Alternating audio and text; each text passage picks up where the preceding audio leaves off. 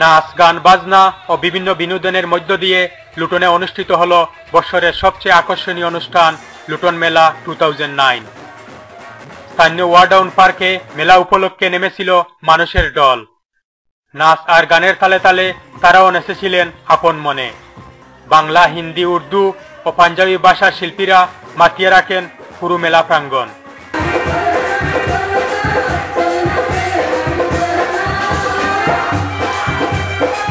তাদের নাচ আর গানে মুগ্ধ হয়েছিলেন উপস্থিত হাজার হাজার দর্শক।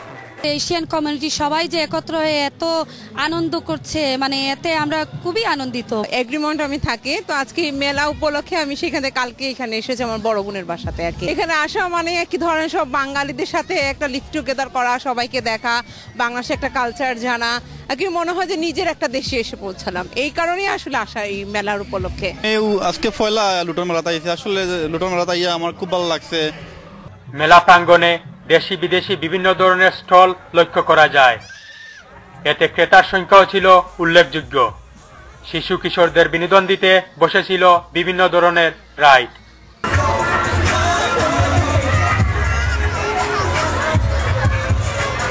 লুটনে প্রায় 130টি ভাষার মানুষের বসবাস থাকায় প্রতি বছর আয়োজন করা হয় এই ধরনের মেলার।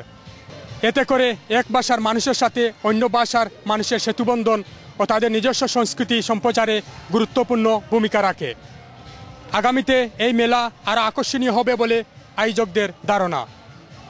মোহাম্মদ তাজ, চ্যানেল এস নিউজ, লুটন।